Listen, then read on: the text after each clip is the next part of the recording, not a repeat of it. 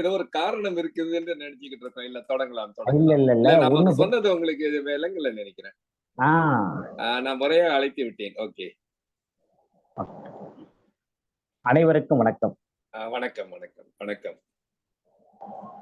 என்னோட பேர் நன்றி ஜெயசீலன். நான் தமிழ்நாட்டுல திருச்சி மாவட்டத்துல மனநல ஆலோசகராக மருத்துவம் பார்த்துக்கிட்டு இருக்கோம். சொல்லின் வலிமை என்ற தலைப்பில் பேசுவதற்கு கடந்த வாரம் நடந்த நிகழ்வு ஒரு காரணமாக இருக்கும் அப்படின்னு நான் நினைக்கிறேன். என் தாய்க்கும் என் தாய்மொழிக்கும் முதல்கண் வணக்கத்தையும் நன்றியும் தெரிவித்துக் கொண்டு எனது சிற்றுரையை துவங்கலாம் என எண்ணியிருக்கின்றேன். அது என்ன? வார்த்தைகளின் வலிமைகள். அன்றாடம் நீங்கள் பயன்படுத்திக் கொண்டிருக்கக்கூடிய வார்த்தை எப்படி பயன்படுத்துகிறோம் என்பதை பற்றி தீவிரமான யோசனை என்னைக்காவது இருந்தது உண்டா? நீங்கள் எந்த அளவுக்கு யோசித்தது உண்டு நம்ம பேசக்கூடிய வார்த்தைகளை பற்றி? உங்கள் வார்த்தைகள் ஒரு வழித்தடத்தை ஏற்படுத்துகிறது என்றால் நம்ப முடிகிறதா? இல்லைன்னு நினைக்கிறேன். ஆனா நம்ம பேசக்கூடிய வார்த்தைகள் தான் நமக்கு ஒரு விதமான வலிமையை ஏற்படுத்துகிறது. சொற்களுக்கு அப்படி என்ன ஒரு வலிமை இருக்கிறது என்று யோசிக்கக்கூடும். அப்படி ஒன்ன ஒரு பெரிய விஷயம் அது இல்ல. நிச்சயமாக நம்ம பேசக்கூடிய வார்த்தைகள் நமக்கு ஒரு விதமான வழித்தடத்தை ஏற்படுத்தி கொண்டிருக்கிறது என்பது அதீத சக்தி வாய்ந்த வார்த்தைகள் நமது வாழ்க்கைக்கு ஒரு அற்புதமான வழிகாட்டுதலாக இருந்து கொண்டிருக்கிறது. ஒரு பிரகாசமான எதிர்காலத்தை உருவாக்குவதற்கு நாம் பயன்படுத்தக்கூடிய சொற்கள் வலிமை மிக்கதாக இருந்தாக வேண்டும். தொடர்ந்து நீங்கள் தேர்ந்தெடுக்கின்ற வார்த்தைகள் உங்களுடைய தலைவிதியை தீர்மானம் செய்கிறது என்றால் அதை என்ன செய்யறது? அது நம்ம பேசக்கூடிய வார்த்தைகள் தான் நம் தலைவிதியை தீர்மானம் செய்கிறது என்று ஒருத்தர் சொல்றாரு. இந்த டோமினோ விளையாட்டுகளை பற்றி உங்களுக்கு கேள்விப்பட்டிருப்பீங்க. ஒரு காயை டச் பண்ணா தொடர்ந்தால் போல் ஒரு தொடர்வினை ஆற்றும். அதே போல மனித மனம், இந்த மனித மனமானது எதை நினைக்கின்றோமோ அதை அடைந்தே தீரும் என்று நெப்போலியன் ஹில் சொல்றாரு. மனித மனம் எதை உண்மை என நம்புகிறதோ அது அடைந்தே தீரும். பொதுவாகவே மனித மனம் சிந்தனைக்கு உட்பட்டது. சிந்தனை என்பது நீங்கள் எதை பற்றி சிந்தித்துக் கொண்டும் பேசிக்கொண்டும் இருக்கின்றீர்களோ அது வளரும். மனித மனம், அடுத்தது சிந்தனை. சிந்தனை என்று வரும்போது பொதுவாக நம் எதை பற்றி சிந்தித்துக் கொண்டும் பேசிக்கொண்டும் இருக்கின்றோமோ அது வளர்கிறது. அது நல்ல சிந்தனையா இருக்கட்டும், மோசமான சிந்தனையா இருக்கட்டும், அதிலிருந்து உற்பத்தி ஆகக்கூடிய எண்ணங்கள், உணர்வுகள், அந்த எண்ணங்கள் உணர்வுகள் இருந்து வெளிப்படக்கூடிய வார்த்தைகளானது வலிமை மிக்கதாக இருக்க வேண்டும். இந்த வார்த்தைகள் தான் நம்மளோட வார்த்தைகள் நமக்கு நம்பிக்கைக்கு உரமூட்டக்கூடிய ஒரு விஷயமாக இருக்கிறது. இந்த வார்த்தைகள் நம்பிக்கைக்கு உரமூட்டுகிறது. அடுத்ததாக செயலாக்கம். நம்ம செயல்களை தூண்டுவதற்கு இந்த நம்பிக்கை விதிதான் அடிப்படை ஆதாரமாக இருக்கிறது. இதுதான் நமக்கு அற்புதமான விளைவுகளை கொண்டு செல்கிறது. மனதில் தோன்றக்கூடிய அந்த சிந்தனைகள், உதாரணத்துக்கு எடுத்துக்கோமே, ஒரு விற்பனை துறையில இருக்கக்கூடிய ஒரு மனிதன், அவனோட பேர் கோடீஸ்வரன். ஆனா அவன் சதா பேசக்கூடிய வார்த்தைகள் என்னன்னு கேட்டீங்கன்னா, எனக்கு அப்படி ஒண்ணு நான் திறமைக்காரெல்லாம் கிடையாது, விற்பனையில பெருசா நான் திறமைசாலி எல்லாம் கிடையாது, என்னால ஓரளவுக்கு தான் என்னால பண்ண முடியும், புதிதாக ஒரு தொலைபேசி உரையாடலை மேற்கொள்வதற்கு எனக்கு திறமை இல்லை அப்படின்னு அடிக்கடி ஒரு தடவை ரெண்டு தடவை இல்ல 1000 முறைகள் தன்னோட வாழ்நாள்ல பயன்படுத்தி இருக்காரு. அவரால இந்த நம்பிக்கைக்கு எந்த விதமான உரத்தை கொடுத்திருக்கிறாரு, வலிமைகளை கொடுத்திருக்கிறாரு. அந்த சொற்றொடர்கள், அந்த நம்பிக்கை இவரால முடியாது முடியாது முடியாதுன்னு பாக்குறப்ப அந்த செயல்பாடுகள் விற்பனைக்கான அவரோட சக நண்பர்களிடத்திலும் பிறரிடத்திலையும் அவர் என்ன சொல்றாருன்னா, விற்பனைக்காக அவ்வளோ பெரிய ஒரு திறமை மிக்க ஆள்லாம் நான் கிடையாதுங்கிறத நம்புறாரு. அந்த நம்பிக்கை கூறிய விஷயத்திற்கு அவர் செயல்பட எதுவுமே முயற்சி எடுக்கிறது கிடையாது. அப்படியே இருக்கார்.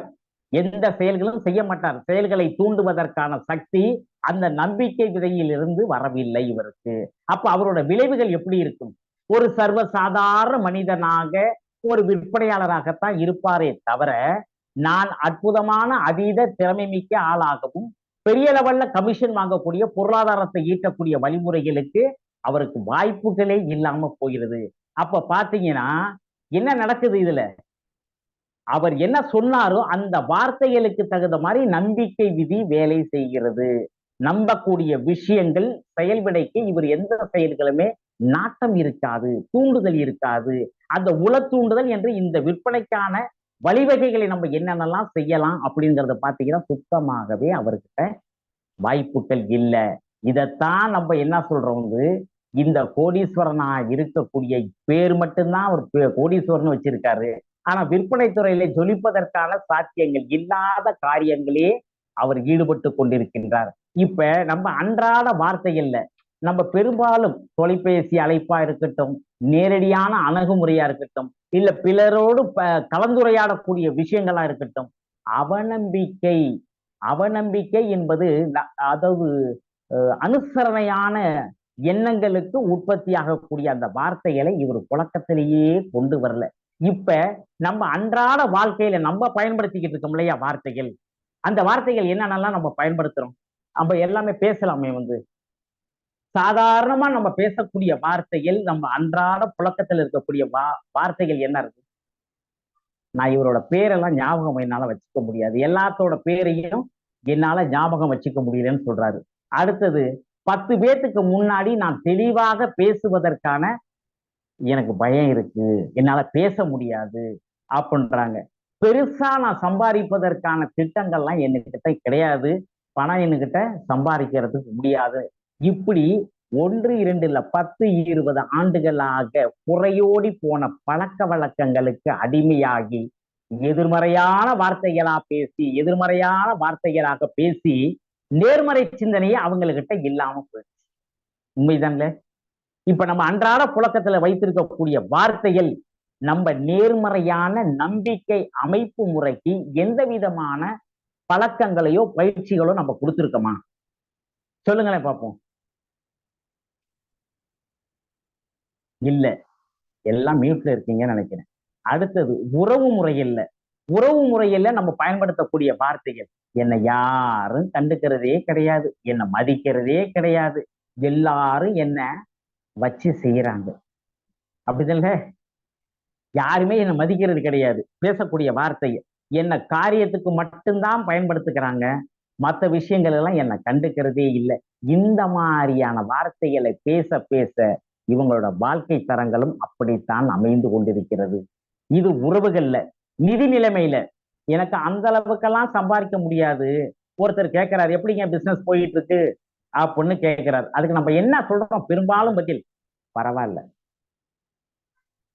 எங்க முன்ன மாரிலாம் வியாபாரம் பலம் கிடையாது, எங்க வாங்குற காசு வரக்கூடிய காசு வட்டி கட்டுறதுக்கு தான் சரியா போகுது. இந்த மாதிரி தானே பேசுறோம் நம்ம. சொல்லுங்க.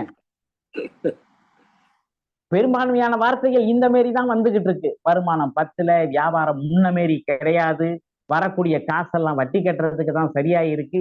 இந்த மாதிரி வார்த்தைகளாகத்தான் நம்ம பயன்படுத்தி கொண்டிருக்கின்றோம். அடுத்தது வியாபாரத்தை விட்டாச்சு. அடுத்தது பணிகள்ல நம்ம செய்து கொண்டிருக்கக்கூடிய பணிகள்ல ஒருத்தர் உங்களை வந்து, எப்படிங்க உடம்பு நல்லா இருக்கீங்களா, நல்லா இருக்கீங்களான்னு கேட்கிறப்ப என்ன வார்த்தை சொல்றது? ஏதோ இருக்கிறேன், பரவாயில்ல. இந்த மாதிரி வார்த்தைகள் தான் வரும். நான் நல்லா இருக்கேன், அற்புதமா இருக்கேன், மகிழ்ச்சியா இருக்கேன், சந்தோஷமா இருக்கேன், இந்த மாதிரி வார்த்தைகள்லாம் ரொம்ப ரொம்ப ரொம்ப ரொம்ப குறைவு.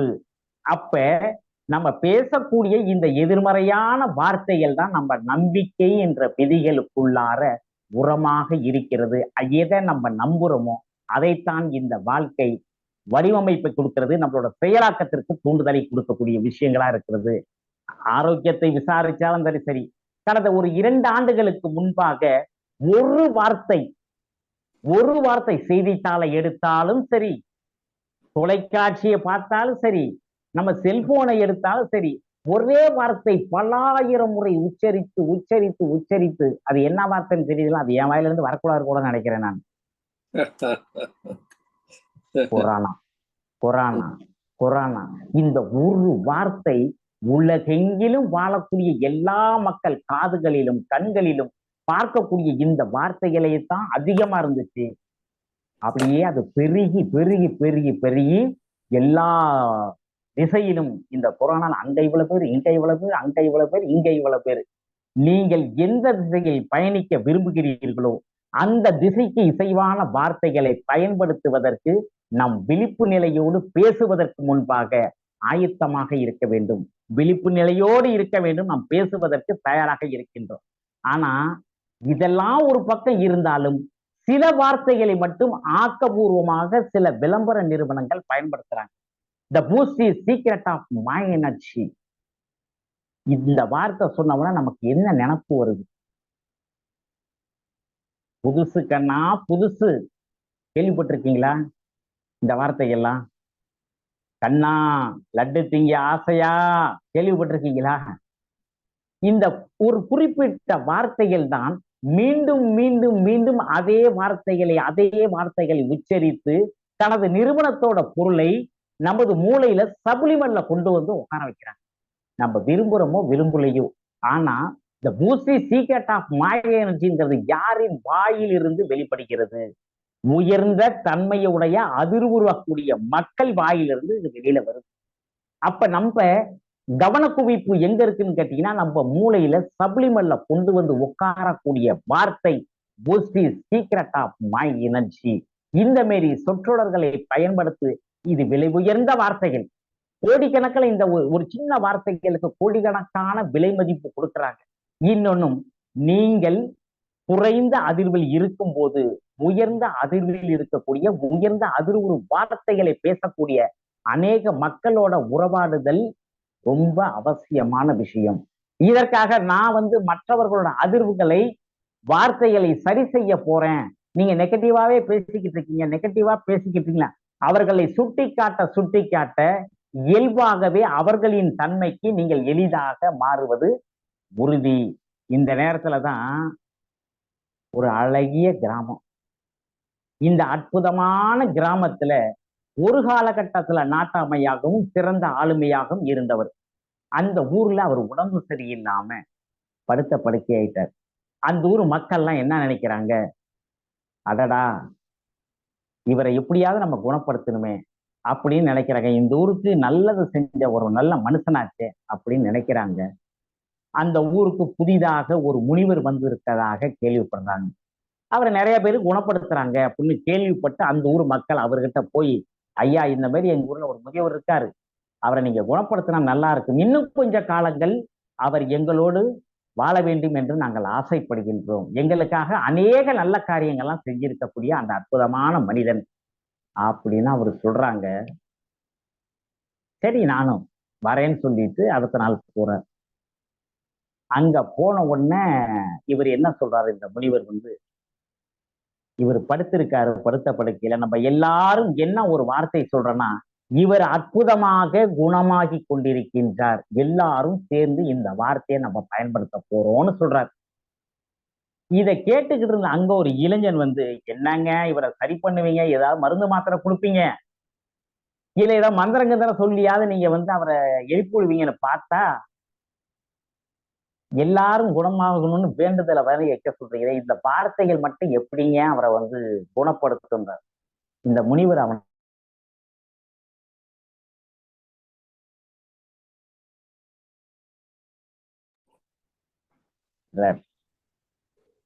அந்த இளைஞனுக்கு சருன்னு பயங்கர கோபம் வந்துருச்சு. கண்ணாபுனான முனிவரை பிடிச்சி பேசிட்டான்.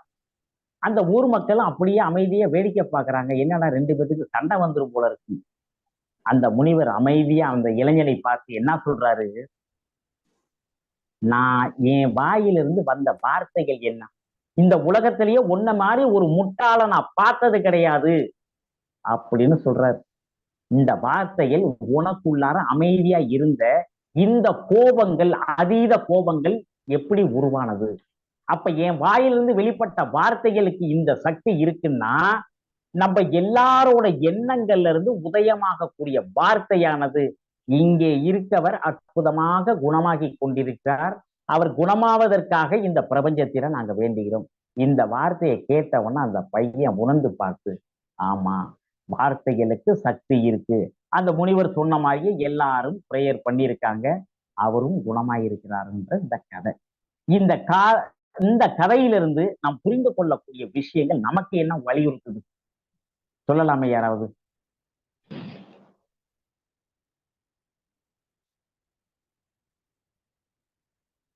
பரவாயில்ல, எல்லா அன்மியூட்ல இருக்கீங்க. இந்த கதையிலிருந்து நாம் புரிந்து கொள்ளக்கூடிய ஒரு அற்புதமான விஷயங்கள், வார்த்தைகள், சக்தியூட்டப்பட்ட வார்த்தைகள், ஆற்றல் மிக்க வார்த்தைகள் குணமாக்கக்கூடிய சக்தியை புதைத்து வைத்திருக்கிறது. நீங்க நல்லா இருக்கணும், நீங்க நல்லா இருக்கணும் அப்படின்னு பெரியவங்க வாயில வார்த்தைகளை வாங்க வாங்க இந்த ஆசீர்வாதமானது ஒரு தீர்க்க தரிசன வார்த்தைகளாக மாறிவிடுகிறது. தீர்க்க தரிசனமான வார்த்தைகள் பெரியவர்களிடம் வாங்கக்கூடிய இந்த வார்த்தைகள் ஆற்றல் மிக்கதாகவும் சக்தி மிக்கவதாகவும் விளங்கி கொண்டிருக்கிறது. சரிதானே இது சொல்றது? அடுத்ததாக இந்த வார்த்தைகள் ஆற்றல் மிக்கதுன்னு சொல்றோம். நம்ம நேர்மறையான வார்த்தைகளாக பேசுவதற்கு விடாபிடியான பயிற்சி எல்லாம் தேவை. இந்த பயிற்சி என்பது நம்ம விழிப்பு நிலையோடு அன்றாடம் நம்ம என்ன பேச போறோங்கிறத நேர்மறையான வார்த்தைகள், அற்புதமான வார்த்தைகளை இயல்பாகவே நம்மளுக்கிட்ட புழங்குவதற்கு அற்புதமாக இருக்கின்றேன். யாராவது ஒருத்தங்க கேட்கறாங்க, எப்படிப்பா இருக்கிற, நல்லா இருக்கியா?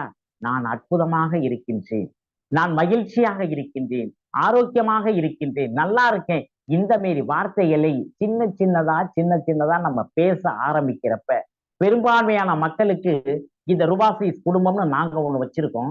இந்த குடும்பத்துல நாங்க என்ன சொல்லுவோம், அந்த 1 நிமிட ஒளிபரப்பு. காலையில் எழுந்தவுடன் நீங்க செய்யக்கூடியது, யாருக்கிட்டையும் பேசுறீங்களே இல்லையே, எழுந்தவுடன் 1 நிமிட ஒளிபரப்பு என்ற ஒரு விஷயத்தை நீங்க சொல்லுங்கன்னு நான் வலியுறுத்துறேன். நன்றி ஜெயசீல், நான் ஒரு அற்புதமான ஆன்மா. நான் நன்றி ஜெயசீலன், நான் ஒரு அற்புதமான ஆன்மா என்பதை நான் உணர்கின்றேன். என்னிடத்தில் கருணை இருக்கிறது, அன்பு இருக்கிறது, பிறரை நேசிக்கக்கூடிய தன்மை என்னிடத்தில் இருக்கிறது. நான் நன்றி ஜெயசீலன் என்ற அற்புதமான ஆன்மா. இது அவங்க பேரை சொல்லி நான் சொல்ல. நான் முழுமையானவன், கச்சிதமானவன், திறமையானவன், புத்திசாலியானவன், மற்றவர்களுக்கு உதவி செய்யக்கூடிய நல் எண்ணங்கள் உடையவன். என் ஆழ்மனதின் முடிவில்லா பேரறிவு எனது வாழ்க்கையை செம்மையாக்கும், என்னை செல்வந்தனாக உயர்த்தும். என் ஆழ்மனமே நன்றி, என்னிடம் இருக்கும் செல்வங்களுக்காக நன்றி. செல்வம் செழிப்பு வெற்றி நிச்சயம், செல்வம் செழிப்பு வெற்றி நிச்சயம். பணமே உன்னை நான் நேசிக்கின்றேன், என் மீது நீ பாய்ந்து வா. நீ காற்றாற்று வெள்ளம் போல் பெருக்கெடுத்து என் மீது வா. உன்னை புத்திசாலித்தனமாகவும் விவேகமாகவும் பயன்படுத்துவேன். உன்னை புத்திசாலித்தனமாக நான் விடுவிக்கின்றேன். 1000 மடங்காக திரும்பி என்னிடம் வருவாய் என நம்புகிறேன். பணமே உன்னை நான் நேசிக்கின்றேன். இந்த மாரி வார்த்தைகளை தினமும் காலையில் எழுந்தவுடன் ஒரு 21 நாள், 1 மாதம் தினமும் சொல்லி பாருங்க. அன்றைய தேவைகளுக்கு அன்றாட பணப்புழக்கங்கள் உங்களிடத்தில் சிறப்பாக இருப்பதை நீங்கள் உணர முடியும். இது கொடுத்த எத்தனையோ பேர்த்துக்கிட்ட அற்புதமாக பலனை அளித்திருக்கிறது. பணப்புழக்கங்கள், நம்மள்ட்ட பணமே இல்லை, ஆனா எனக்கு பணம் தேவை, பணமே உன்னை நான் நேசிக்கின்றேன் என்ற இந்த மந்திர சொற்கள், எந்த வார்த்தையை திரும்ப குறிப்பிட்ட நேரத்தில் ஒளிபரப்பு நாம் செய்கின்றோமோ அந்த ஒளிபரப்பின் அதிர்வுகளானது ஒரு அற்புதமான அலைவரிசையா டிராவல் பண்ணி எந்த அலைவரிசையில் இருக்கக்கூடிய மனிதர்களையும் சந்தர்ப்பங்களையும் சூழல்களையும் கவர்ந்து இழுக்கக்கூடிய ஒரு மனித காந்தமாக, ஒரு வசீகரிக்கக்கூடிய வார்த்தைகளாக நம் வாழ்க்கை அற்புதமாக மாற்றம் அடைவதை உணர முடியும். புரியுதுங்களா? புரியுதா சார்? இப்ப இந்த வார்த்தைகள்ல இருக்கக்கூடிய இன்னொரு விஷயம் ஒரு ஆள் நடமாட்டம் இல்லாத ஒரு தீவு. அந்த தீவுல 3 மனிதர்கள் இருக்காங்க. இந்த 3 ஆட்களும் எத்தனை வருஷமா அந்த ஊர்ல அந்த தீவுல இருக்காங்கன்னா அவங்களுக்கே தெரியல. இவங்க போயிட்டு இருக்கப்ப ஒரு பாட்டில் ஒண்ணு கடந்துருக்கு. நம்ம ஊர்ல கிடக்கிற பாட்டில் மாதிரி கிடையாது, அது வேற ஒரு மாதிரி பாட்டில். அந்த பாட்டிலை எடுத்து தொடச்சிட்டு மூடிய திறந்துருக்காங்க. மூடிய திறந்த உடனே அந்த மூடியிலிருந்து ஒரு பூதம் ஒண்ணு கிளம்பி வந்துருச்சு. இவ்வளவு நாளா நான் அடப்பட்டு கிடந்தேன், என்னை நீங்க விடுவிச்சிட்டீங்க, உங்களுக்கு ரொம்ப நன்றி. நீங்க கேட்கக்கூடிய சில விஷயங்களை நான் நிறைவேற்றி கொடுக்கக்கூடிய சக்தி என்கிட்ட இருக்குன்னு அந்த பூதம் சொல்லுது. முதலாவது கேட்கறான் வந்து, என்னோட காதலியோட நான் திருமணம் பண்ணிக்கிட்டு சந்தோஷமா நான் வாழணும்னு நினைக்கிறேன். உன்னோட கோரிக்கை அப்படியே நிறைவேறட்டும், உன் காதலியோடு நீ சந்தோஷமா வாழ போறேன்னு சொல்றான். அதே போல அவன் மாறிடு தன்னோட காதலியை திருமணம் செய்து கொண்டு சந்தோஷமாக வாழ்க்கையை நடத்துறான். இரண்டாம் அவன் கேட்கறான் வந்து, நான் பெரிய பணக்காரனா இருக்கணும்னு ஆசை, என்கிட்ட நிறைய செல்வங்கள் இருக்கணும்னு ஆசைன்னு சொல்றான் வந்து. உன்னிடம் நிறைய செல்வங்கள் இருக்கிறது அப்படின்னு சொல்றான் வந்து. அதே மாதிரி அவன் செல்வந்தனாக மாறிடுறான். மூன்றாம் ஆளவன் வந்து அவன் என்ன கேட்கறதுனே தெரியல, வந்து திரு திருன்னு முழிச்சுக்கிட்டு உட்கார்ந்துருக்கான். எப்பா உனக்கு என்னப்பா வேணும் அப்படின்னு கேட்கிறப்ப, இத்தனை வருஷமா இந்த தீவுல அவனுங்க 2 பேர்த்தோட நான் இருந்தேன், அவனுங்களை விட்டுட்டு பிரிஞ்சு என்னால வாழ முடியாது, அவனுங்களோட வாழ்றதுக்கு தான் நான் ஆசைப்படுறேன். உடனே இந்த பூதம் என்னடா இப்படி ஒரு வார்த்தை சொல்லிவிட்டானே இவன் சொல்லிட்டு, சரி உன்னோட ஆசைகள் அந்த 2 பேர்த்தோட இந்த தீவுலயே நீ இரு அப்படின்னு சொல்லிட்டு அந்த பூதம் மறைஞ்சு போச்சு. கொஞ்ச நேரத்துல போனவன் 2 பேரும் இவன் பக்கத்துல வந்துட்டாங்க. இப்ப இந்த வார்த்தைகளுக்கு சக்தி இருக்கா இல்லையா?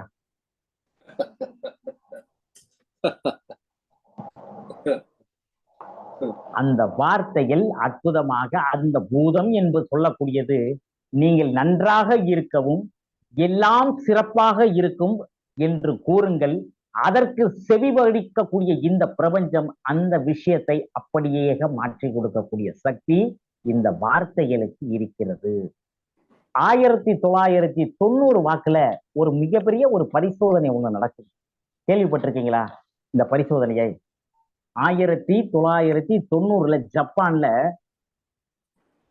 மசாகு எமோட்டோ என்ற ஒரு தொழிலதிபர், அவர் ஒரு அறிவியல் விஞ்ஞானியும் கூட. அவர் தண்ணீர் மூலக்கூறுகள்ல ஒரு ஆய்வை மேற்கொள்வதற்காக மிகப்பெரிய ஒரு புத்தகத்தையே எழுதியிருக்காரு ஜப்பான்கார் அவரு. இந்த புத்தகத்துல எழுதப்பட்ட சில விஷயங்களை எடுத்து நாம் தன்னோட ஆய்வகத்துல இருந்த குடுவைகள்ல தண்ணீர் நிறைய ஊத்தி வச்சிருக்காரு. ஒவ்வொரு குடுவைகளையும் தண்ணீர் ஊத்தி நிரப்பிட்டாரு. ஒவ்வொரு குடுவைகள்லையும் ஒரு வார்த்தைகளை எழுதி ஸ்டிக்கர் ஒட்டிட்டார். நேர்மறையான வாசகங்களையும் எழுதியிருக்காரு, எதிர்மறையான வாசகங்களையும் எழுதி ஒட்டியிருக்காரு. ஒரு குடுவையில என்ன எழுதியிருக்காரு? அன்பு, உன்னை நான் நேசிக்கின்றேன், நான் அனைத்திற்கும் நன்றி உணர்வோடு இருக்கின்றேன், இந்த உலகம் அழகாக இருக்கிறது. இந்த மாரி வாசகங்கள் நேர்மறையான வாசகங்களா அந்த குடுவையில எழுதியிருக்காரு. மற்ற எதிர்மறையான வார்த்தைகளை, முட்டாள், நீ ஒரு தேச துரோகி, எனக்கு துரோகம் பண்ணக்கூடிய காரியங்களை பண்ணிருக்க, அந்த மாதிரி வாசைகள் எதிர்மறையான வாசகங்களா சில குடுவைகளை எழுதி விட்டார். இப்ப இந்த குடுவைகள்ல இருக்கக்கூடிய நீரை குளிர்விக்கிறாரு. குளிர்வித்துட்டு ஒரு குறிப்பிட்ட நேரங்களுக்கு அப்புறம் எடுத்து அவர் மைக்ரோஸ்கோப்ல பாக்குறாரு. நேர்மறையான வாசகங்கள் எழுதப்பட்ட அந்த குடுவையில படிமங்களாக அழகாக வண்ணமயமான காட்சி ஓவியங்களாக காட்சி கொடுத்தது. இந்த எதிர்மறையான வாசகங்களாக பேசப்பட்ட குடுவைகள்ல அலங்கோலமான விகாரமான உருவங்கள் இருப்பதை பார்த்திருக்கிறார். அப்ப இதிலிருந்து நமக்கு என்ன தெரிந்து கொள்கின்றோம்? நம்ம பேசக்கூடிய வார்த்தைகள் கூட நீரின் மூலக்கூறுகளில் ஒரு விதமான வடிவமைப்பை கொடுக்கிறது. அப்படிதான்ல? உண்மை. ஒரு மனிதனோட உடம்பில் 80% நீர்களால் ஆனது. அப்ப நம்ம பேசக்கூடிய இந்த எதிர்மறையான வார்த்தைகள் பேச பேச இந்த வடிவமைப்பும் இந்த புற உலகில் அகத்தில் நாம் படைக்கக்கூடிய எல்லா விஷயங்களும் இந்த வார்த்தைகளின் வடிவமைப்புகள் இந்த நீரின் மூலக்கூறுகளில் வேலை செய்து புற உலகத்தில் எப்படி ஒரு காட்சியை நமக்கு கொடுக்குது என்பதை நம்மளால புரிந்து கொள்ள முடிகிறதா இல்லையா என்பது எனக்கு தெரியல. அடுத்தது, பேச்சுக்களை தூண்ட செய்யக்கூடிய சில விஷயங்கள். நம்ம பேசுறோம், எங்கெங்கேயோ போறோம், வாகனத்துல போறோம், கார்ல போறோம், விமானத்துல போறோம், பக்கத்துல இருக்கக்கூடியவங்ககிட்ட நம்ம பேசுறோமா? முதல்ல இந்த வார்த்தைகள் ஒரு நட்புறவுகளை கூட ஏற்படுத்தும். ஆனா நம்ம பக்கத்துல இருக்கிறவங்கள்ட்ட கூட பேசுவதற்கு கூச்ச சுபாவம், நல்ல வார்த்தைகளாக பேசுவது இல்லை. மனித உறவாடுதல்கள் இல்லை. அற்புதமான வார்த்தைகளை கொண்டு என்னங்க நல்லா இருக்கீங்களா, எங்க பயணம் பண்றீங்க, எங்க போறீங்கன்னு கூட கேட்க வேண்டியதில்லை, எந்த ஊருங்க நீங்க அப்படின்னு ஏதாவது நம்ம விசாரிக்கிறோமான்னா பேசுவதற்கு தூண்ட செய்யக்கூடிய வார்த்தைகள் அற்புதமாக ஏராளமான விஷயம் இருக்கு. இத நீங்க தொலைக்காட்சியில பாத்தீங்கன்னா நிறைய தெரியும். பேட்டி எடுக்கிறாங்க இல்லைங்களா, பேட்டி எடுக்கக்கூடிய ஆட்களை எடுத்த உடனே அவங்க சராமாரியான கேள்விகள்லாம் கேட்க மாட்டாங்க. முதலை அவங்கள பக்குவப்படுத்தக்கூடிய சில நல்ல நல்ல வார்த்தைகளை பயன்படுத்துவாங்க. முன்னாடி பேட்டி எடுக்கக்கூடிய ஆளை பற்றி இவங்களே பெருமையாக சில விஷயங்கள் பேசுவாங்க. ஐயா, நீங்க இந்த மாதிரி காரியங்கள்லாம் சிறப்பாக நீங்க செஞ்சிருக்கீங்க, இந்த காலங்கள் நீங்க வாழ்ந்திருக்கீங்க, இந்த ஊரை சார்ந்தவர்களா இருக்கீங்க, இன்னைக்கு நாங்க இந்த நிகழ்ச்சியின் வாயிலாக உங்களை நாங்கள் வரவேற்பதில் மிக்க மகிழ்ச்சி கொள்கின்றோம் அப்படின்னு துவக்க நிலையில இந்த உரையாடுதலையும் கலந்துரையாடுதலையும் நிகழ்த்துவதற்கு ஆரம்பிப்பாங்க. அப்ப இந்த வார்த்தைகளுக்கு எப்பேற்பட்ட வலிமை இருக்கு. முதல் 2-3 கேள்விகள் பார்த்தீங்கன்னா ஒரு சாதாரணமாக அவர்களை நல்ல மனநிலையில் தயார்படுத்துவதை போல இருக்கு. அப்படித்தானே இருக்கும்.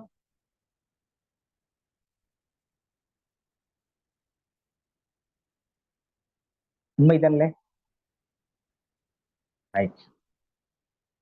இந்த தொலைக்காட்சி பேட்டி எடுத்தல்ல வார்த்தைகளின் ஜாலங்கள்லாம் எப்படியெல்லாம் பயன்படுத்துறாங்க.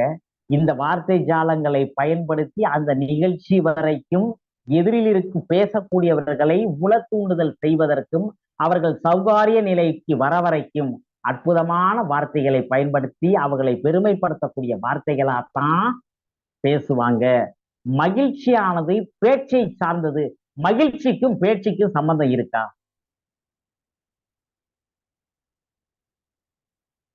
மகிழ்ச்சிக்கும் நாம் பயன்படுத்தக்கூடிய வார்த்தைகளின் பேச்சுக்கும் ஏதாவது நெருங்கிய தொடர்பு இருக்கிறதா? நமக்குள்ளார கேட்கக்கூடிய ஒரு கேள்வி. மகிழ்ச்சியான மனநிலைக்கு நம்மளோட கருத்துக்கள், விருப்பங்கள், நம்பிக்கை, லட்சியங்கள் இது எல்லாமே நம் விருப்பத்தோடு ஒன்று கலந்த வார்த்தைகளின் வடிவமைப்பு தான், இந்த வார்த்தைகளின் தொகுப்பு தான் என்பது மறுக்க முடியாத நிதர்சனமான உண்மைகள். அப்ப நம்ம மகிழ்ச்சிக்கு கூட அற்புதமான வார்த்தைகள். ஒருத்தர் நம்ம பேசுறோம், விடு விடுன்னு பேசுறப்ப, கோபமா பேசுறப்ப அவங்க நரம்பு மண்டலங்கள் முழுவதுமாக இந்த வார்த்தைகளின் அதிர்வுகள் ஊடுருவி அவங்கள டல்லாவும் ஆக்கும், மகிழ்ச்சியாகவும் ஆக்கும். உண்டல்லைங்களா? கடந்த வாரம் ஏற்பட்ட ஒரு சின்ன அனுபவங்கள். போன வாரம் பேசிய பேச்சாளர், அவர் பேரு தெரியல எனக்கு, ஆனா அதை பற்றிய விளம்பரத்தை நான் காலையில பார்த்தேன். ரேகோ ஐயா அவரோட அந்த குரல் அதிர்வுகள் நல்ல சிறப்பா பேசி இருக்கிறாரு. இந்த வாரம் பேச்சாளர் அவரு அப்படி இப்படி அப்படின்னு பேசுறப்ப கொஞ்சம் நான் ரசிச்சு கேட்டுக்கிட்டு இருந்தேன். சரியாக ஒரு 4 மணிக்கு எனக்கு அந்த நிகழ்ச்சிக்கு வருன்ற போன வாரம். அப்ப சிவகாசியை சார்ந்தவர் ஒருத்தர் சொல்றாரு, தமிழ்நாட்டில இருந்து கூட நிறைய பேர் வந்திருக்கீங்க, நீங்க ஏதாவது கேள்வியெல்லாம் கேட்கறதா இருந்தாலும் நீங்க கேட்கலாம். அப்ப இந்த குரல் அதிர்வுகளுக்கு எந்த சக்தி இருக்குங்கிறது நேரடி அனுபவ பகிர்வுகளை தான் உங்களோட நான் பகிர்ந்துக்குவேன். எப்படின்னு கேட்டீங்கன்னா, நான் ஒன்றும் பேசுறதுக்கெல்லாம் திட்டம் இல்லை. ஏன்னா நான் படுத்திருக்கேன், தூங்கி எந்திரிச்சு கேட்டுக்கிட்டே இருக்கேன். கேட்கலாம்னு உடனே நான் ஒரு சில வார்த்தைகள் நான் பேசினவன். அந்த குரல் அதிர்வுகள் அந்த பேச்சாளர் நான் சொல்றாரு, ஏன் இவரை கூட நம்ம பேச வச்சா என்ன ஞாயிறு பேச்சுல அப்படி நான் ரேகோராசு கிட்ட நான் பேசுறேன்னா அந்த பேச்சாளர் சொல்றாரு. அப்ப எந்த இடத்துல கனெக்டிவிட்டி ஆகி அடுத்த நாள் ரேகோராசு ஐயா பேசுறாரு, நீங்க இந்த வாரம் ஞாயிற்றுக்கிழமை நீங்க பேசுங்க, சொல்லின் வலிமைகள் அப்படின்னாரு. சொல்லின் வலிமையில என்ன ஐயா 1 மணி நேரம் பேசணும், அந்த 1 மணி நேரம் பேசுவதற்கான கண்டென்ட் இருக்குமா அப்படின்ற மாதிரி. எப்படிங்க நீங்க பேசுவீங்கன்னா நான் சிறந்த பேசியும் காட்டினேன். சொற்களுக்கு வார்த்தைகளுக்கு வலிமைகள் அதிகம். அவரு சொன்னது மகிமை, வார்த்தைய சொற்களின் மகிமைன்னு சொன்னாரு. மகிமை என்பது இறையியல் சார்ந்த வார்த்தை. மகிமைப்படுத்துவதில் புகழ்ச்சி, பாராட்டு இதையெல்லாம் பொதிந்ததுதான் இந்த மகிமை. அதை தாண்டி வலிமை என்பது வார்த்தைகளுக்கு வலிமை இருக்கிறது. நான் பேசுவதற்கு ஆரம்பிக்கப்பட்ட காலகட்டத்துல சிறந்த பேச்சாளராக ஹிட்லரை நான் எடுத்துக்கிட்டேன். ஹிட்லரோட பேச்சை நான் யூடியூப்ல போயிட்டு அடிக்கடி அவரோட பாடி லாங்குவேஜை நான் பார்ப்பேன். அவர் பேசுறப்ப கிட்டத்தட்ட 1 லட்சம் ராணுவ வீரர்கள் நிற்கிறாங்க, இவர் பேசுறாரு, ஒளிபரப்பி எல்லாம் அங்கங்க வச்சிருக்காங்க. ஆனா அவரோட பேச்சை கேட்டுட்டு ராணுவ வீரர்கள் அப்படியே அழுகுறாங்க. அப்ப ஒரு மனிதனோட பேச்சு 1,00,000 மக்களை உள்ளங்களில் ஊடுருவி ஒரு விதமான உயர்ந்த அதிர்வுகளை ஏற்படுத்துதுன்னா இந்த வார்த்தைகளுக்கு வலிமை இருக்கிறதா இல்லையா?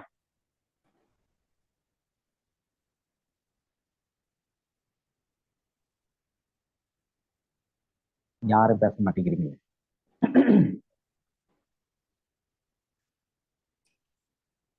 இதை போலத்தான் நம்ம அன்றாடம் நம்ம பயன்படுத்த கொண்டிருக்கக்கூடிய வாழ்க்கையில நேர்மறையாக பேசக்கூடிய உறவுகளுக்கிட்ட அதிகமாக நீங்க உறவு வச்சுக்கணும்னு நான் வலியுறுத்துறேன். பாசிட்டிவா பேசக்கூடிய மக்களோட நீங்க இருந்தீங்கன்னா நீங்களும் பாசிட்டிவாக பேசுவதற்கு ஆரம்பிச்சீங்க.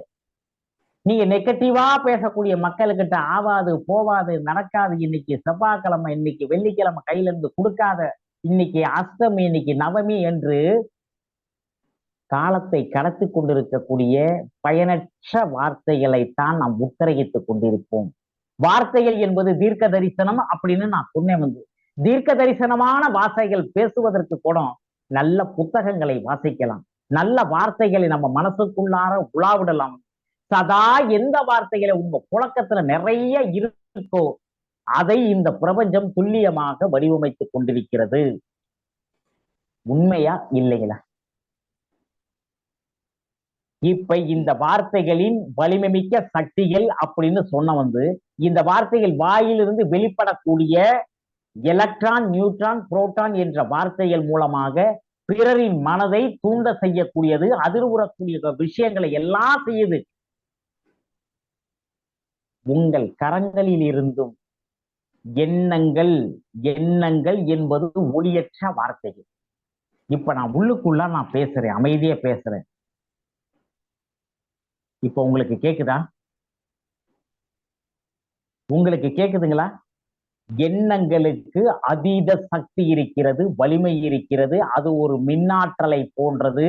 கண்ணுக்கு புலப்படாத இந்த ஆற்றலானது பிறரின் மனதை தூண்ட செய்யக்கூடிய விஷயங்களுக்கு எடுத்துக்காட்டாக காதல். கண்களும் பார்த்து கொள்ளும் போது எண்ணங்களிலிருந்து உற்பத்தியாகக்கூடிய அந்த வார்த்தைகளானது கண்களில் வழியாக பாயக்கூடிய அந்த காந்த சக்தியின் வழியாக ஒரு விதமான உறவுகளை ஏற்படுத்தக்கூடிய விஷயத்திற்குத்தான் காதல் இருக்கும். சில பொருள்களை நம்ம பார்ப்போம், அந்த பொருள் மேல ரொம்ப ஆசை இருக்கும். அப்ப அந்த எண்ணங்கள் பார்த்தீங்கன்னா அதீத எண்ணங்கள் அற்புதமான வார்த்தைகளை உள்ளுக்குள்ளார உற்பத்தி செய்யும். அந்த வார்த்தைகளை உங்கள் கரங்கள் வழியாகவும் நீங்கள் வெளியே செலுத்தலாம்.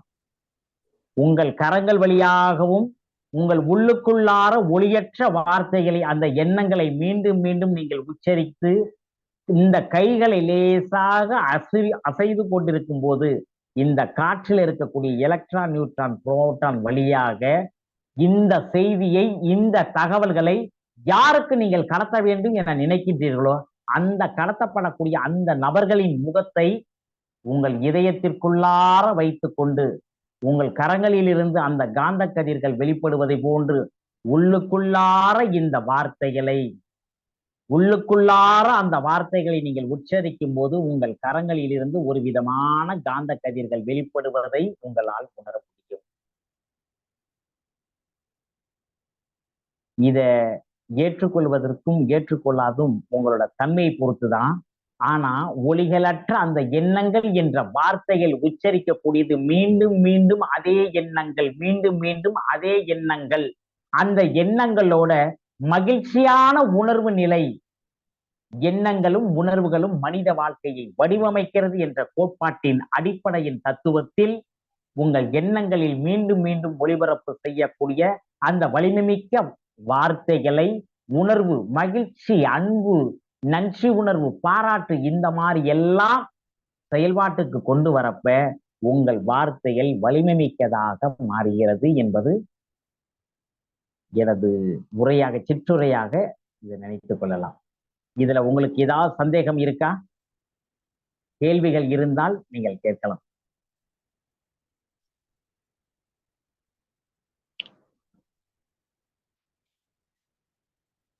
இப்ப நம்ம கேள்வி நேரத்துக்கு வந்திருக்கோம் ஐயா. ஓகே. நல்ல விஷயத்த இப்ப அப்படியே தொடர்ச்சியா சொல்லிக்கிட்டு வந்தீங்க. சரி, இப்ப இன்னைக்கு நம்ம ஒரு 17, 18 பேர் இருக்கிறோம். ஓகே. நேயர்களே, இப்ப யாராவது கேள்வி கேட்கிறதா இருந்தா ஐயாட்ட போய் கேள்வி கேட்கலாம். இதையொட்டி நல்ல வாழ்க்கைக்கு தேவையான அற்புதமான விஷயத்தெல்லாம் அவர் பகிர்ந்து கொண்டிருக்கிறார். யாராவது கேள்வி கேட்க முன் வரீங்களா? இல்லன்னா ஐயா இன்னொரு 10 நிமிஷம் பேச சொல்லலாம். நேரம் இருக்கிறது. கேள்வி கேட்காத அளவுல ஐயாவுடைய பேச்சு அப்படி தெளிவாயிருக்கும். கேள்வி இல்லைங்கய்யா, கேட்க யாரும் கேள்வி இல்லைன்னு நினைக்கிறேன் ஐயா.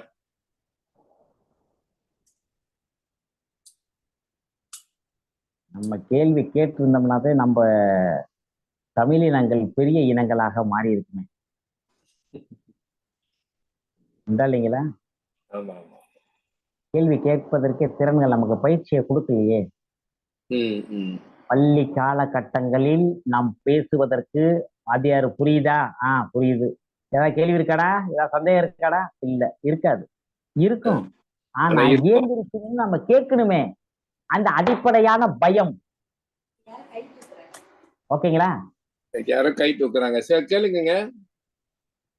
ஓகே, ஒருத்தர் கேள்வி கேட்க முன் வராரு. கேளுங்க. மைக் இப்பதான் சார் ஓபன் ஆயிருக்கு. மைக் சார் பேசி இருக்கும்போது அப்பவே சரி, சாரு கேள்வி சரி, கேட்டாங்க. சரி. சாருக்கு நான் பரிச்சயமானவங்க தான். இனிய உற்சாகமான செல்வ வணக்கம். நான் அந்த பாசிட்டிவ் வைப்ரேஷன் தான் பயன்படுத்திட்டு இருக்கேன். சாருக்கு தெரியும் நான் நலமாக இருக்கிறேன், நான் வளமாக இருக்கிறேன், நான் செழிப்பாக இருக்கேன். சாரும் அப்படி இருக்கதா நம்புறேன். ஏன்னா சாரோட பயிற்சியில அந்த போன வாரம் பேசின சாரும் சரி, இன்னைக்கு இவர் இது நன்றி சார் பேசினதும் சரி, தன்னம்பிக்கை விட்டதா இருக்கும்.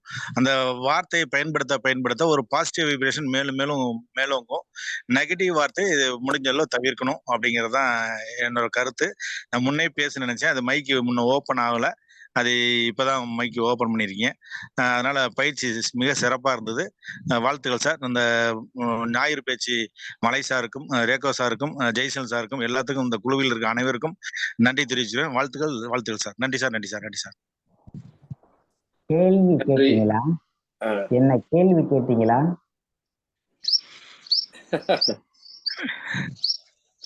முன்ன நீங்க கேள்வி அதாவது மலையரசன் ஐயா, ஒரு மனிதனோட பதிலை கொண்டு அவனை எடை போடுவதற்கு பதிலாக அவன் கேட்கக்கூடிய கேள்வியை கொண்டு ஒரு மனிதனை எடை போட்டு பார்ப்பதற்கு நமக்கு பயிற்சி கொடுக்கப்படவில்லை. ஒருத்தன் கேள்வி கேட்டானா அவனுக்கு பதில் சொல்ல முடியாம திணறணும் பேச்சாளர். அப்ப வந்து நம்ம சிந்திக்கலன்னு அர்த்தம். சிந்தித்தல் சிந்தித்தல் ஆப்ரஹாம் லிங்கன் சொல்ற மாதிரி இருக்கிற வேலையிலேயே ரொம்ப கடினமான வேலை எதுன்னு கேட்டீங்கன்னா சிந்தித்தல்.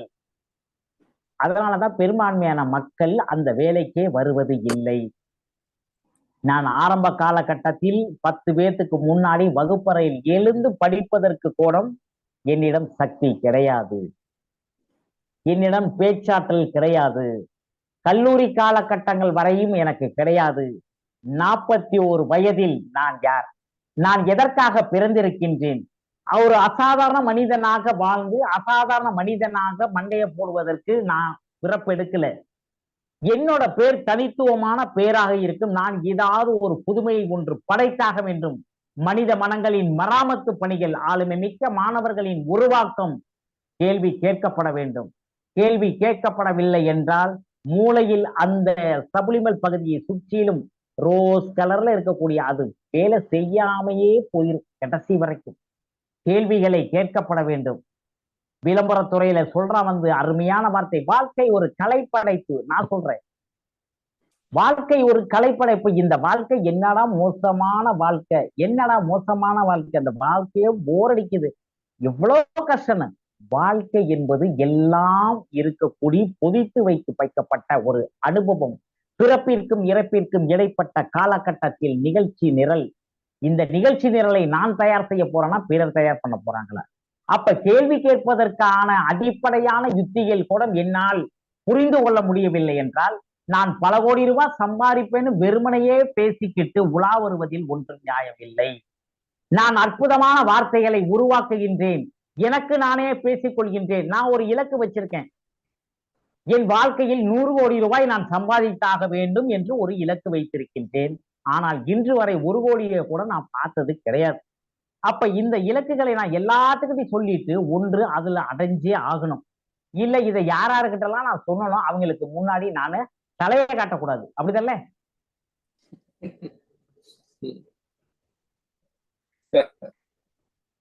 யாராருக்கெல்லாம் நான் 100 கோடி ரூபாய் சம்பாதிக்கணும்னு சொன்னா அவங்கள பார்த்தாவே டீ கடை பக்கத்து உள்ளார ஒளிஞ்சிக்கணும். இல்லைன்னா அடைந்தே தீரணும். 2 சான்ஸ் தான். அப்ப என்னன்னா நம்ம வாயிலிருந்து விட்ட வார்த்தை பலிச்சுதோ பலிக்கலையோ அவன் முகத்துல முடிக்கிறதுக்கு நமக்கு வெக்கமா இருக்கு.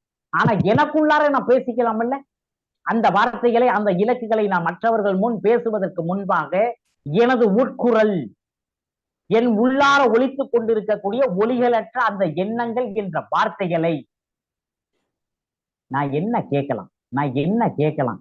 இவர் இவ்வளோ பேசிக்கிட்டு இருந்தாரு, இவ்வளோ நேரம் சொல்லிக்கிட்டு இருந்தாரு, இவரிடம் நான் என்ன கேள்வி கேட்பது? இதற்கு என்ன இல்லை, அடிப்படையான புத்தாக்க பயிற்சி இல்லை. நான் இப்ப இந்த ஒரு 45 நிமிடம் பேசுவதற்கு கிட்டத்தட்ட ஒரு 8 புத்தகங்களை நான் புழங்கியிருக்கேன். அப்ப எவரெல்லாம் இந்த வார்த்தைகளை சக்தியை பத்தி எங்கெங்கெல்லாம் என்னென்ன சொல்லியிருக்கிறாங்க. அப்ப நான் அதாவது நாம் எதை தேடுகிறோமோ அது நம்மை தேடிக்கொண்டிருக்கிறது. அது வார்த்தைகளா இருக்கட்டும், அந்த 100 கோடியா இருக்கட்டும், எல்லா விஷயங்களும் துல்லியமாக நாம் எதை தேடுகிறோமோ அதை நாம் தேடிக்கொண்டிருக்கின்றோம். 2 நாளுக்கு முன்பாக 11 மணிக்கு ரேகோராஸ் ஐயா ஒரு மோட்டிவேஷன் பாட்டு ஒண்ணு எழுதியிருக்காரு. அதை எனக்கு 11 மணிக்கு அனுப்புறாரு இரவு. அதை நான் பாக்குறேன். ஐயா இந்த பாட்டு நல்லா இருக்குங்களான்னு என்கிட்ட சொல்றாரு. அவர் பாடியும் காட்டுறாரு. உடனே பாடி டியூன் போட்டு அனுப்புறாரு. இதெல்லாம் நடக்கிறது 11 மணிக்கு. அந்த 11 மணிக்கு என் பையனுக்கு அதை நான் அனுப்புறேன், என் பொண்ணுக்கு அனுப்புறேன். அடுத்த 24 மணி நேரம்லாம் கிடையாது, 18 மணி நேரத்துல நான் டைமை பார்த்தேன். 18 மணி நேரத்துல அதுக்கு டியூன் போட்டு ஒரு பொண்ணு பாடகி பாடி 2 கம்போசிங் பண்ணி பக்காவா தயாராகி நேற்று இரவு அவர்கிட்ட 9:50 அவர்கிட்ட போய் சேர்ந்துருச்சு. அப்ப நம்ம ஒரு பாட்டு எழுதுறோம், இந்த பாட்டு இப்படி வடிவமைச்சு வருமாங்கிறது அவருக்கு தெரியுதோ இல்லையோ, அவரோட எண்ணங்கள், அந்த எண்ணங்கள்ல இருந்து உதயமான அந்த வார்த்தைகள் ஒரு பெண்ணோட ஒரு மெல்லிய குரலில் அவர் காதுகள்ல கேட்கிறப்ப எப்படி இருக்கு சொல்லுங்க? உயிரோட்டமான ஒரு விஷயம். இந்த பேரா முனையை பார்த்துதான் நம்ம எழுதுறோம். நம்ம ஒரு நான் வருத்தமாக இருக்கிறேன், இந்த பேனா முனியில இந்த மையில எழுதக்கூடியது இங்க உள்ளுக்குள்ளார எண்ணங்கள்ல வார்த்தைகளாக வடிவமைக்கிறது, நம்ம ஆள் மனதுல ரெக்கார்ட் ஆகும். அப்ப இந்த ஐயா ரேகோராஸ் ஐயா ஒரு பாட்டு எழுதுறான்றப்ப அதை எழுதுறப்ப இது யாராவது நம்ம குரலை விட ஒரு நல்ல குரல்ல கம்போசிங் மியூசிக்கோட கொடுத்து இது கேட்டா எப்படி இருக்குன்ற அந்த எண்ணங்கள் 24 மணி நேரத்துல அவருக்கு ஈடேறுகிறது. நமக்கு ஏன் ஈடேறல? என்றாவது அவரு கேலிங்ல போனாலும் சம்பாதிக்கிறாரு, டெராகட் எடுத்தாலும் சம்பாதிக்கிறாரு, எதுல போனாலும் ஜெயிக்கிறாரு. வெற்றியாளர்கள் தான் அந்த எண்ணங்களின் வலிமைகள், வார்த்தைகள் என்பதை எப்படி அதிர்வுற வேண்டும் என்ற அந்த வார்த்தைகளின் செயல்பாடுகள், வலிமைகள் தான் உள்ளடங்கி இருக்கிறது. இந்த கேள்வி யாருமே நீங்க கேட்கல அப்படிங்கிறது தான் ஒரு வருத்தம். வாரம் ஞாயிறு பேச்சுக்கு வரோம், வாரம் ஞாயிறு பேச்சுக்கு வரோம், மலேசியால அங்கங்க மீட்டிங் போடுறாங்க, எல்லாம் நாங்க போறோம். ஆனால் கேட்கும் திறன் என்பது நம்ம உற்பத்தி செய்யப்பட முடியாத விஷயங்களாக இருக்கிறது. எனக்கு நானே நான் கேள்வி நிறைய கேட்பேன். அதுல உதயமானதுதான் நன்றி ஜெயசீலன். நான் ஒரு சாதாரண நன்றி ஜெயசீலன், ஒரு பட்டாதாரி, ஒரு எம்எஸ்சி பிஎட் படிச்ச ஒரு பட்டாதாரி. நான் மனதின் உளவியலை பற்றியான ஆய்வுகளை மேற்கொள்றேன். ஒரு பணக்காரன் எப்படி பணக்காரனா உருவாகிறான், இது எல்லாம் நம்ம ஒரு அரசியல்வாதிகளிடம் கற்றுக்கொள்ள வேண்டும். இந்த வார்த்தைகளின் வாயாஜாலங்கள் என்னால நடத்த முடியுதோ முடியலையோ, ஆனால் தேர்தல் கோரிக்கை என்ன வைக்கிறோம், நான் வங்கக்கடலை தூக்கி இமயமலத்துல வைக்க போறேன்றான். என்னென்னமோ சொல்றானோ. இது நடக்குதோ நடக்கலையோ, நம்ம வாயிலிருந்து பேசக்கூடிய வார்த்தைகளுக்கு கூடமா காசு கொடுக்க போறோம்? நல்லா யோசனை பண்ணி பாருங்க.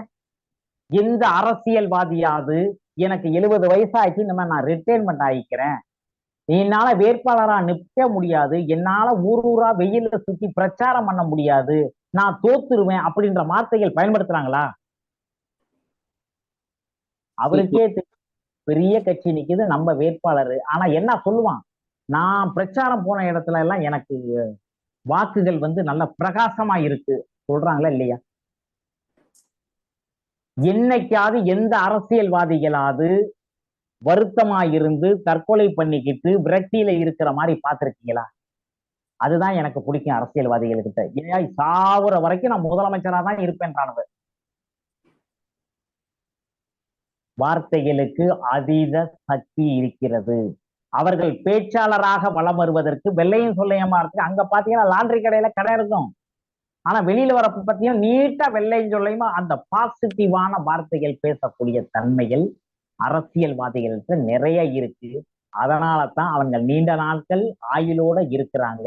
அரசு பணியில இருக்கிறவங்க 60 வயசு மருந்து மாத்திரையில தான் ஓடிக்கிட்டு இருக்கு, மிஞ்சி போனா 65 மரணத்தை தழுவிடுறாங்க. ஆனால் அரசியல்வாதிகள் பாத்தீங்கன்னா உழைப்பு என்பது பெரிதாக இல்லை, அவர்களும் இருக்கக்கூடிய அந்த தன்னம்பிக்கை எண்ணங்களின் வார்த்தைகளின் வடிவமைப்பு தான் அவர்களை வாழ வைத்துக் கொண்டிருக்கிறது. புரியுதுங்களா?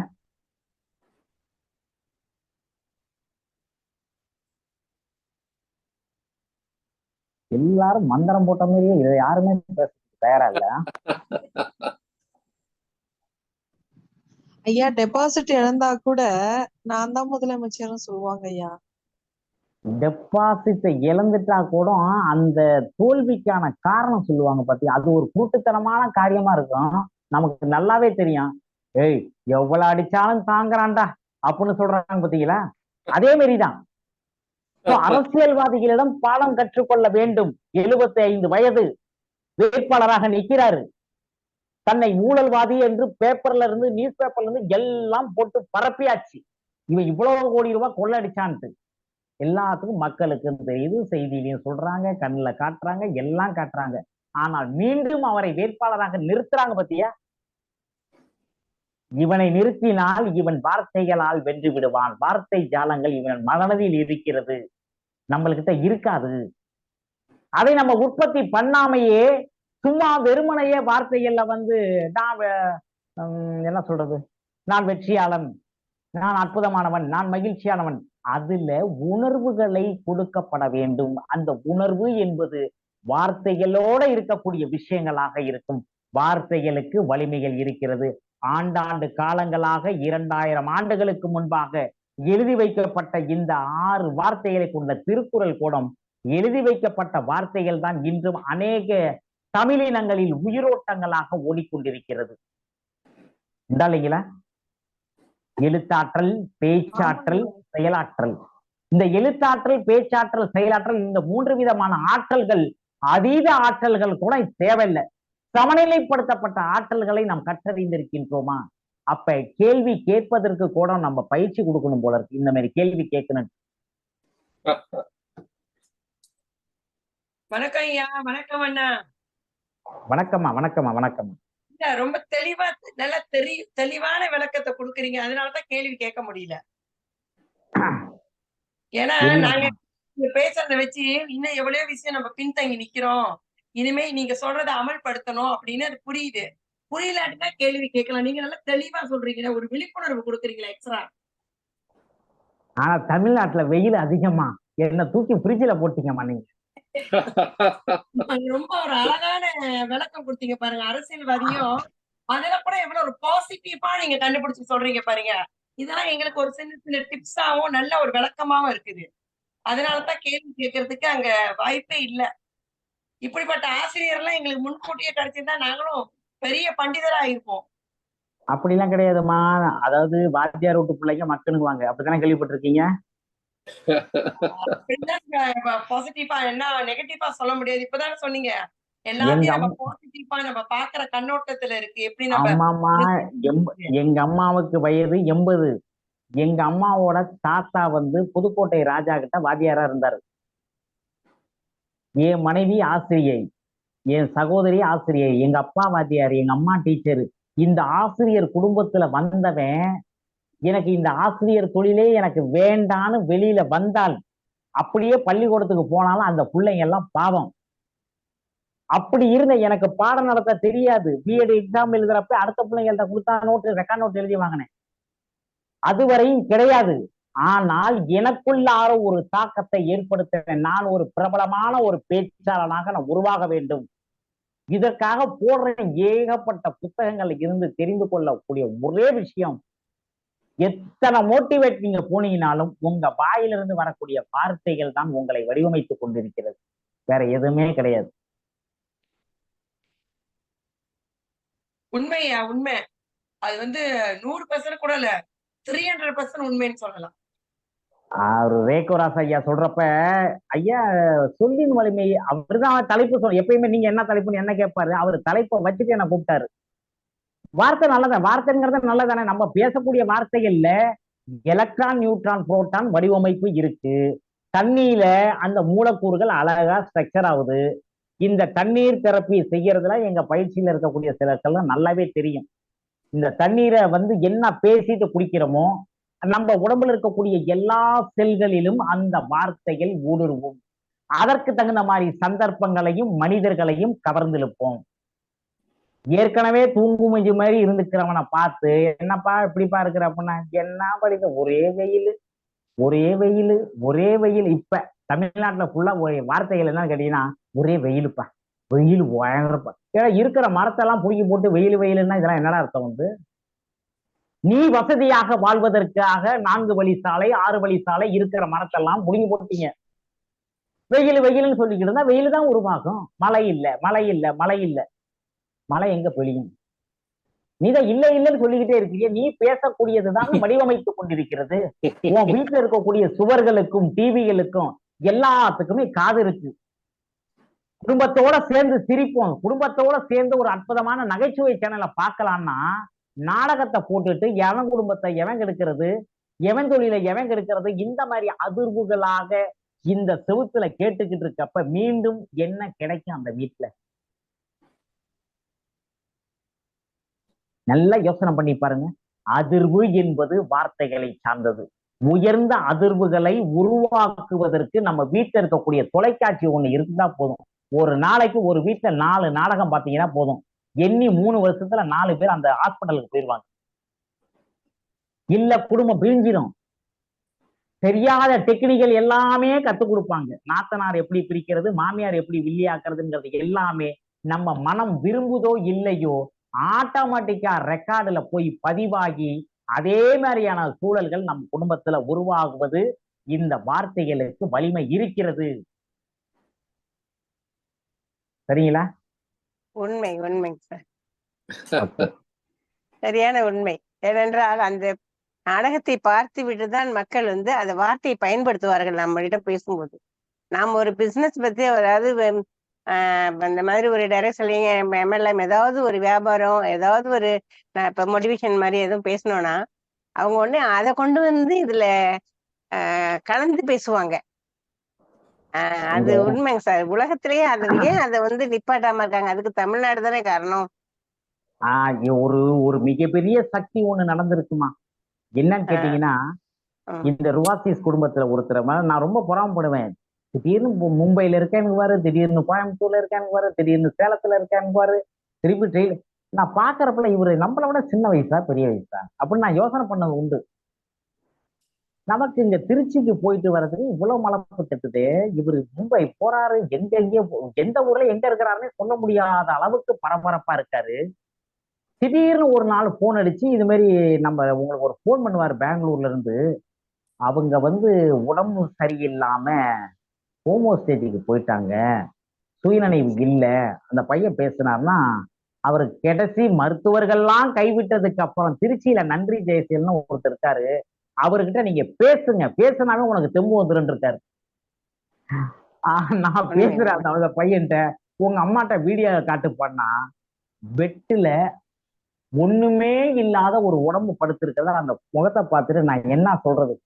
நான் கிளி தோசைக்காரனா இல்ல மந்திரவாதியா? எதுவுமே கிடையாது. அந்த பையனுக்கு நம்பிக்கை கூட்டிய கூடிய வார்த்தைகள் தான் சொன்னேன். இதுல என்ன தெரியுங்களா நடந்துச்சு? வேற ஒண்ணும் கிடையாது. அந்த பையன் செல்ல ஆன் பண்ணி வச்சுட்டு அவங்க அம்மா முகத்தை காட்டுவாரு. நான் என்ன சொல்லுவேன், இந்த ஆன்மா, எம்மா நீ பெத்த 2 பிள்ளைங்க மனம் இன்னும் கொஞ்ச காலங்கள் அவங்களோட இருக்கணும்னு ஆசைப்படுது. என்ன நடந்துச்சுலாம் தெரியாது. அதிசயமும் அற்புதமும் உங்க வீட்டுல நடக்குது. மருத்துவத்துறைக்கு சவால் விடுது. இந்த இடத்துல எங்க அம்மா குணமாயி எங்களோட திரும்பி டீ சாப்பிடுறாங்க, எங்களோட பேசிக்கிட்டு இருக்காங்க. இந்த மாதிரி காட்சியை மட்டும் பாரு திரும்பி திரும்பி திரும்பி இதே வார்த்தையத்தான் 15 நாள் சொல்லிக்கிட்டு இருந்தோம் 2 வேளை. அந்த 11 டைம் இரவு 11 பகல் 11 20 நிமிஷம். ஓகேங்களா? மல்லிகா அம்மா, உங்களோட ஆன்மா வலிமையான ஆன்மா. உங்க குழந்தைகளோட நீங்கள் உறவாட போறீங்க. உங்க பசங்க உங்களை பார்க்கணும், கண் விழிக்கணும். இதைத்தான் மலையரசன் ஐயா சொல்லிக்கிட்டு இருந்தோம். வேற ஒண்ணும் கிடையாது. ட்ரீட்மெண்ட் கிடையாது, மருந்து மாத்திரை எதுவுமே கிடையாது. அவரு பெங்களூரு, நான் திருச்சியில இருக்கேன். கரெக்டா இன்னும் 3 நாள்ல உங்க அம்மா கண்ணு திறக்கிறதுக்கான வாய்ப்பு இருக்குன்னு சொன்னது. இதுதான் சொல்லின் வலிமை. அந்த பையன் திடீர்னு 6 மணிக்கு போன் அடிச்சு, சார் எங்க அம்மா கண்ணு திறந்து பார்த்தாங்க சார்ன்றப்ப எப்படி இருக்கும் எனக்கு? ரொம்ப மகிழ்ச்சியா இருக்கு.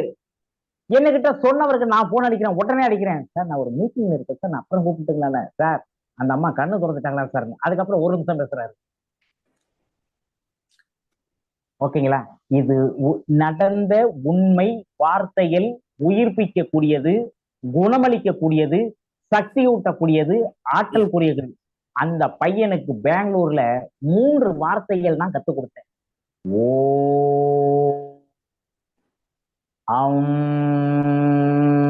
கா, இந்த சரிகமபதன்னு சொல்றோம் இல்லைங்களா, 7 சுரங்கள். இந்த 7 சுரங்கள்ல 3 சுரங்கள் மட்டும்தான் கத்துக் கொடுத்தேன். இதுதான் மந்திர உச்சரங்கள் சொல்றோம். இப்ப பெட்ல படுத்திருக்கம்மா பையன் உச்சரிக்கிறப்ப அந்த அம்மாவும் ஒரு ராகத்துல ஏதோ உச்சரிச்சுக்கிட்டு இருக்கான். இன்னும் பேச்சு வரல. பையன் ஓம்னு சொல்றப்ப அந்த அம்மா பெட்ல இருக்க அம்மா சவுண்ட் விடுது. இதெல்லாம் நல்ல தகவல்களாக வந்தது. இது எல்லாமே ஒட்டுமொத்தது மனிதர்கள் பேசக்கூடிய வார்த்தைகளின் வலிமைகள். அவ்வளவுதான். சரிங்களா? ரைட். நன்றி சார். ஐயா முடிச்சுக்கலாங்களா? முடிச்சுக்கலாம் ஐயா. மணி இந்த சொல்லின் வலிமை நிகழ்விற்கு வந்திருந்த அனைத்து தமிழ் பேசும் உறவுகளுக்கும் வாழ்த்துக்களும் நன்றிகளும். ஏதாவது குறைகளாக பேசியிருந்தாலும் வருத்தங்களாக பேசியிருந்தாலும் நீங்க கேள்வி கேட்கலனாலும் அடுத்த வாரம் கேள்வி கேட்பதற்காகவே அது கொஞ்சம் தயாராகிருங்க. எந்த பேச்சாளர் பேசினாலும் நான் இந்த குருட்டுத்தனமான கேள்வியா இருந்தாலும் நான் கேட்க போறேன். கேளுங்கள், கேட்டாதான் கிடைக்கும். கேளுங்கள், கொடுக்கப்படும். ரைட்டுங்களா? அனைவருக்கும் நன்றி கூறி விடைபெறுவது. நன்றி நன்றி நன்றி நன்றி நன்றி. சொல்லின் வலிமை, அதன் அருமை தெரியாமல் எண்ணத்தாலும் பேச்சாலும் வாழ்க்கையில் வெற்றியை இழந்தவர்கள் பலர். இன்றைய பேச்சு மிக அற்புதமான பேச்சு. மக்கள் குறைவாக இருந்தாலும் பேச்சு மிக மிக நிறைவாக இருந்தது. இன்னைக்கு சகோதரி பத்மாவும் பேசினாங்க, நம்ம அம்மாவும் பேசினாங்க. நிறைய அவங்களுடைய கருத்தை சொன்னாங்க. அந்த வார்த்தைகள், அதாவது ஆங்கிலத்திலையும் சொல்லுவாங்க வேர்ட்ஸ் லைஃப்னு சொல்லுவாங்க. அதாவது சொல்லுக்கு ஒரு உயிர் உண்டு. எந்த சொல்லாக இருக்கட்டும், அது நேர்முறையாகவும் இருக்கும், எதிர்மறையாகவும் இருக்கும். நம்ம எதை பயன்படுத்தி கொள்றோம்? நீங்க அத பேசுகின்ற பொழுது நெப்போலியன் ஹில்ல நினைவுபடுத்தி பேசுனீங்க. அவருடைய புத்தகத்தோட தலைப்பே திங்க் அண்ட் க்ரோ ரிச் தான் போட்டிருக்காரு. அதை நம்ம இதுல இருந்து பார்க்கும் போது நம்ம திருவள்ளுவரை கூட நம்ம அழைத்துக் கொள்ளலாம். எண்ணிய எண்ணியாங்கு எய்தவர் எண்ணிய திண்ணியராக பெறின். அது எண்ணத்தின் உச்சத்துலதான் அவர் பேசுறாரு. உள்ளுவதெல்லாம் உயர்வுள்ளல், மற்றது தன்னிலும் தள்ளாமை நீர்ந்து. அந்த திருக்குறள்லாம் உச்சத்தி, அதாவது நம்ம என்ன பேசுறோம் இது மட்டும் இல்ல. நம்ம MS உதயமூர்த்தி ஐயா அவருடைய புத்தகங்கள் எல்லாமே பார்த்து நம்ம ஓரளவு படிச்சோம்னா எதிர்மறையான வார்த்தைகளை பேச நம்ம பயப்படணும், நடுங்கணும் உண்மையிலேயே. ஏன்னா அவருடைய MS உதயமூர்த்தி ஐயாவுடைய புத்தகத்துல ஒண்ணு சொல்றாரு, மனித மனம் நல்ல உரம் போட்ட ஒரு மண்ணு அப்படின்றது. Well fertilised soil. அதுல என்ன பயிரிடுறோமோ அதை தானே அறுவடை செய்ய முடியும். ஆனா நம்ம ஆளு வந்து சொரக்காய் விதைய பயிரிட்டுட்டு வெண்டிக்காய் வள்ளல்ல எதிர்பார்த்துட்டு இருக்கான். அதானே தப்பாயிருது. அப்ப அது ரொம்ப முக்கியமான ஒரு விஷயம். வாட் யூ புட் இன், என்ன நம்ம உள்ளுக்கு போடுறோம், நம்மளுடைய சொற்களை வந்து நம்ம என்ன விதைக்கிறோம், அது ரொம்ப ரொம்ப முக்கியமான ஒரு விஷயம். அதாவது சில நேரம் வந்து கால நேரம் நம்ம என்ன வார்த்தைகளை பயன்படுத்துறோம். சில நேரம் நான் காலையில எந்திரிச்ச பிற்பாடு உடனே நம்ம வந்து கழிவறைக்கு போக மாட்டேன். கொஞ்ச நேரம் படுக்கையில உட்கார்ந்து சில வார்த்தைகளை சொல்லிட்ட பிற்பாடுதான் வந்து நம்ம வந்து அந்த நேரத்தை தொடங்குவோம். இதெல்லாம் வந்து உங்க மாதிரி உள்ள பயிற்சியாளர்கள்ட்ட இருந்து நாங்க தெரிஞ்சுக்கிட்டது, கத்துக்கிட்டது.